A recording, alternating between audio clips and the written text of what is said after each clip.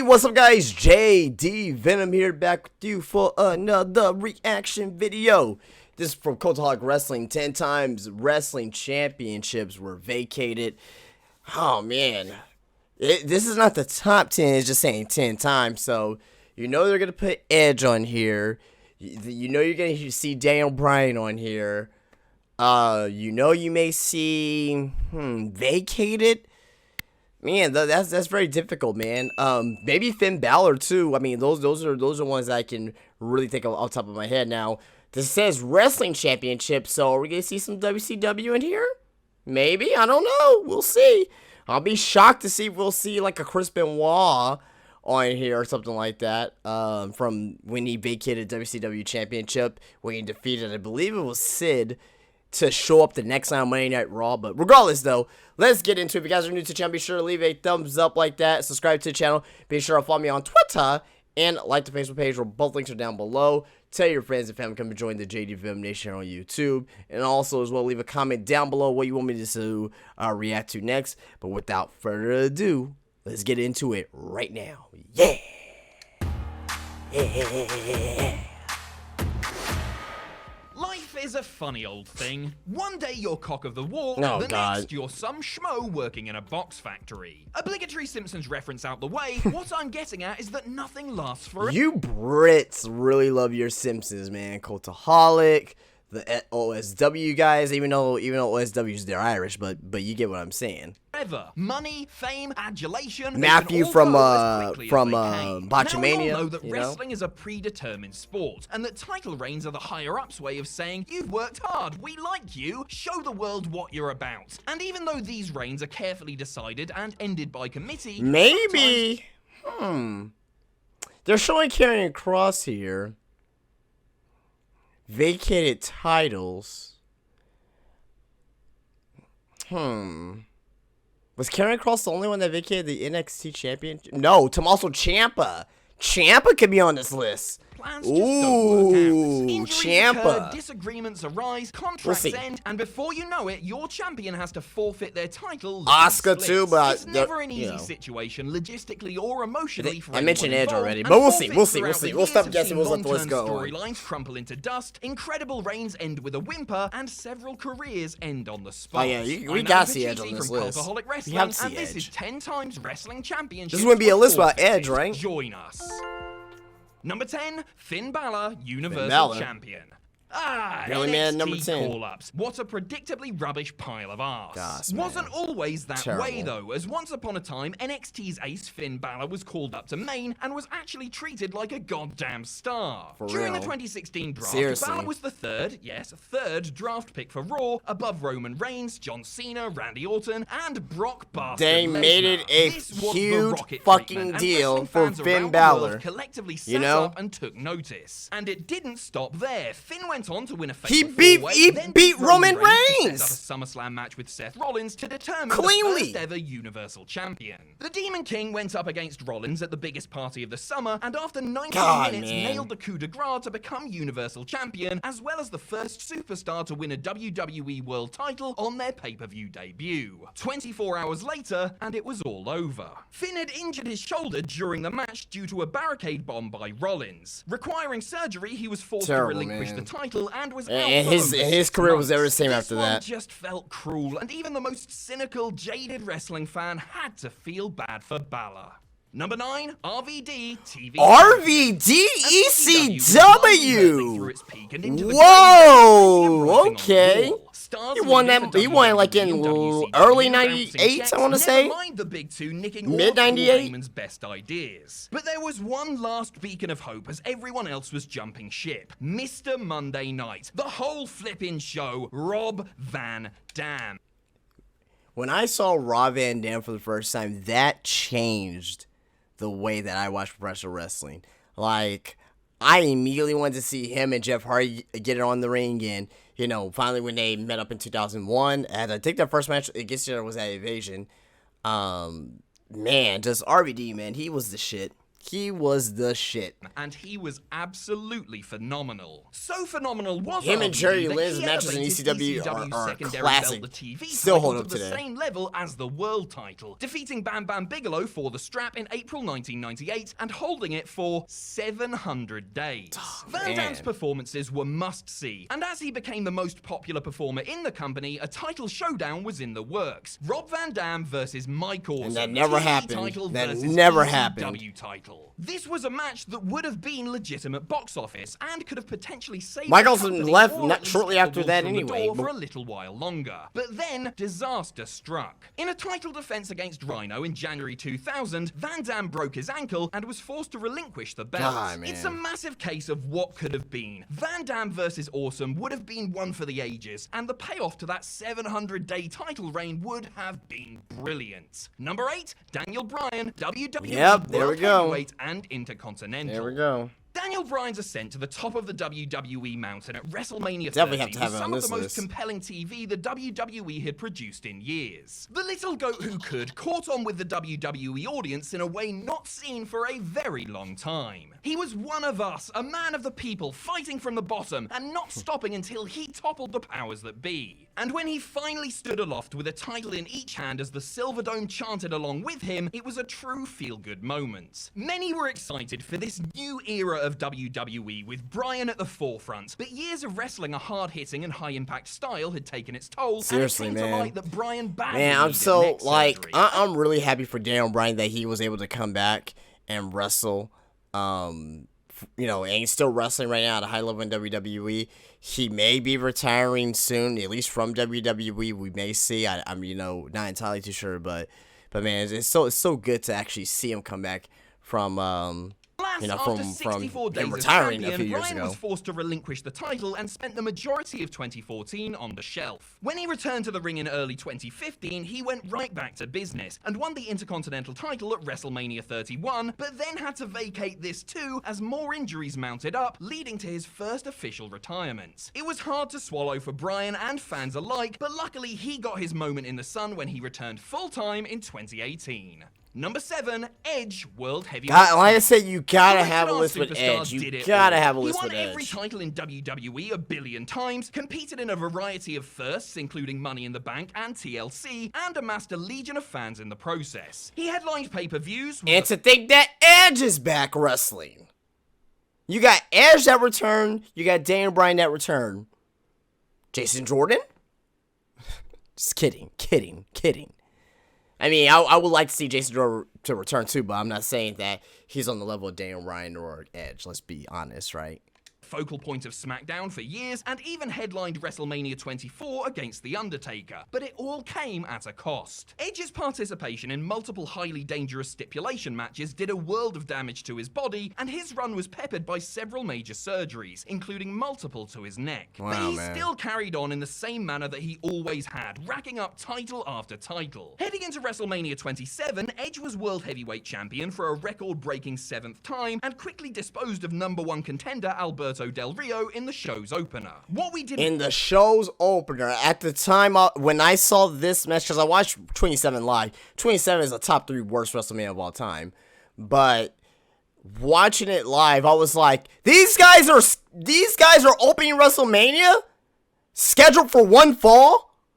I couldn't believe it. realized at the time was that this would be Edge's last match for 9 years. Doctors refused to clear Edge to wrestle as he risked paralysis if he took another bump. So, with a lump in his throat, Edge retired a few days after WrestleMania. Very sad, man. That was vacating the very World sad too, Heavyweight man. Championship Seriously. on the spot. And let me tell you, there wasn't a dry eye in the house. It was sad, man. Number 6, Chris Benoit. Whoa! World Heavyweight. I did not know they were gonna put this on the list. Whoa, Benoit, had a license to WCW. print money in the late 90s as Hogan, That's one- Sting, this is one that Flair, no and the one Boys really were talks selling about out that arenas much. left, right, and center. But as these box office fellas were being box office, WCW failed to plan for the future and neglected to build any new main eventers, Goldberg aside. The product soon got stale, and politics, indecision, and personal vendettas tore the company apart from the Man, I wish WCW was still around, man. God, man, I really wish WCW. They made everything, even though it may not have been as big, just me being a little 9, 10, 11-year-old Mark, and just being like, this is the biggest night ever in professional wrestling. You believed it back then. But and they actually tried to make stories bigger than where they actually were. They tried to make wrestlers seem bigger than where they actually are. Oh, Ice Train, if he wins this match tonight, he'll be on a 6-match winning streak. He may be in line to win or to go up against the WCW champion. Even though you looking back at it then, you're like, oh, that he's not over like that. But still, though, to the point that they made it seem like every wrestler was important. That's, inside out. I miss must details have like realized and gone, oh bollocks, Chris Benoit, Eddie Guerrero, Perry Saturn and Dean Malenko are all planning to leave and they're all absolutely mince. WCW needed a Hail Mary to stop these phenomenal talents leaving, so after years of excellent performances, they rewarded Benoit with the World Heavyweight title at Sold Out 2000. To only show up the next night on Raw. That's amazing. But the rabid Wolverine's mind was made up. He vacated the title instantly, packed his bags and headed to Stamford. So why did WCW's offer Showed up fail? the very Partly next because night. It was too little too You late, win and the partly title and because you the show up the four next men night felt on Raw. disillusioned and When I disinvolved. saw this live, I was like, wait, Benoit's the champion. Benoit's the champion. Like, what the heck? I didn't care. I was like, okay, he's in WWE now. WWF. It doesn't matter. WCW It didn't matter to staff, me. Most notably head booker Kevin Sullivan. For many, this was the final hammer blow to WCW. Number 5, Kenta Kabashi, Triple Crown Kenta champion. Kabashi. All Japan Pro Wrestling. in the I 90s know was very arguably much the know best about Kenta Kabashi. Very aware of him. Very aware of his hard-hitting style. I only see maybe one match from him, and that was him and Samoa Joe at Ring of Honor.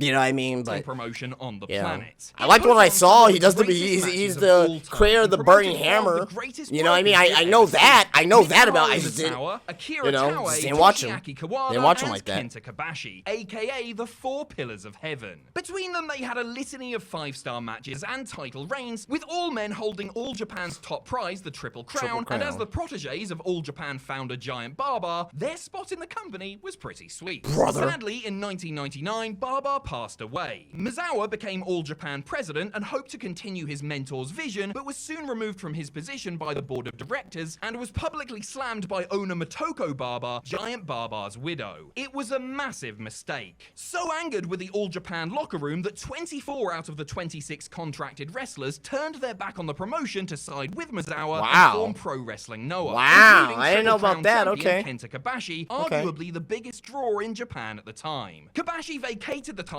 and left his Is position that as All Kenta? Is that a young Kenta? Hideo Itami right there? Wow. Okay. Japan's board. That's a good picture. Noah became an instant success, while All Japan's fortunes plummeted, and 20 years later, it's still yet to fully recover. Number 4, Antonio Inoki, WWE I heard champion. about this. So Inoki won the WWE Championship. I think in Japan against Backlund, Bob Backlund. I don't remember the year, but long story short, he lost it again back to Backlund. I guess it was like a couple weeks later, or wherever it was. But WWE did not recognize it, and they ended up stripping Inoki the title, even though Inoki won the rematch.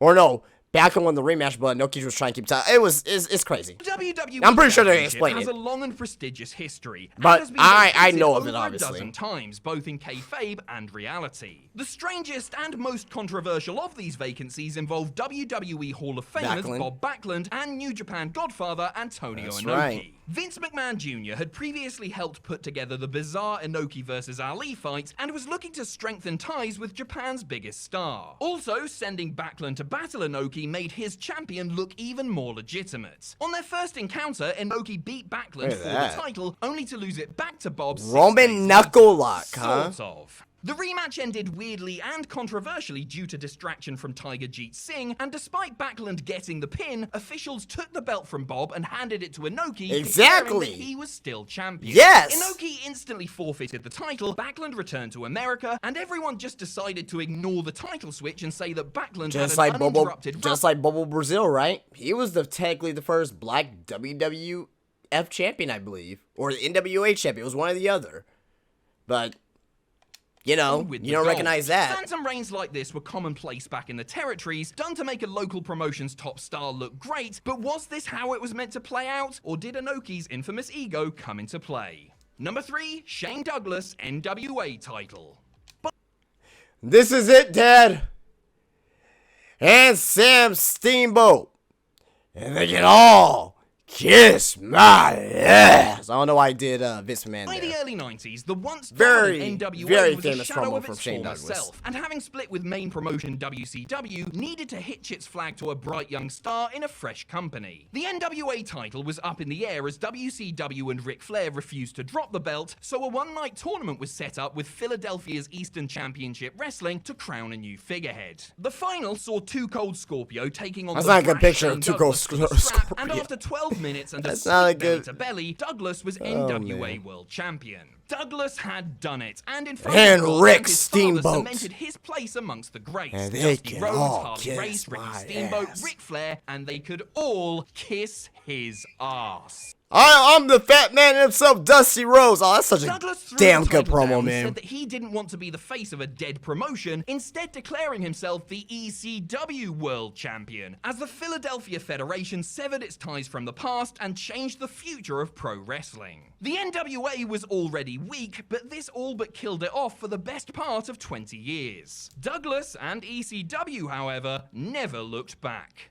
Number 2, Shawn Michaels, WWE title. Well, this Shawn is where he Michaels lost his has smile. vacated more titles than you've had hot dinners. Hey, He just San Antonio loves represent, though, doing you know what I'm it. Whether saying? through San Antonio, drug Texas, suspensions, yeah. the fallout from the Syracuse incident, or whatever else, HBK's title forfeitures are as plentiful as his era-defining matches. But the one which tops them all was when he lost his smile in 1997. Michaels told the world that he had a career-threatening knee injury and would have to drop the WWE title in favor Had a career-threatening knee injury. Good gosh, Sean, surgery man. and possibly Hey, I just don't want a job. I just want to drop the title to Brett. Just say that. Just say, hey, I don't want to drop the title to Brett, okay? I was going to give you guys this title because I just wanted to drop the title to Brett. That's what that was. retirement. Something smelled a little fishy, though. Possibly the fact that Shawn was penciled in to drop the title to best There made you Bret go. Hart at WrestleMania 13. Surely he wouldn't do his BFF dirty like that. No. Well, yes and no. Michaels did have a knee injury, but it's believed to have been nowhere as bad as he made out. Combine that with being burnt out and off his head on drugs, and it was clear that he needed some time away. But this was when Michaels was a grade A dickhead, and if he didn't want to do business, then he would find any way of avoiding it. Brett went on to have one of the greatest WrestleMania matches ever. What can be number 1? That's number 2. What can be number 1 off the top of my head? Tommaso Ciampa.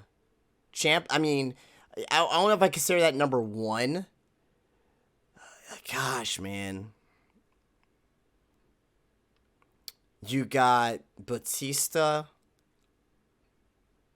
You got... Gosh, I can't really think of any off the top of my head. With And I'm Steve gonna feel Austin, embarrassed while once I hear Shawn this number found his 1. Smile and capped off 1997 with the Montreal Screwjob. Nice fella.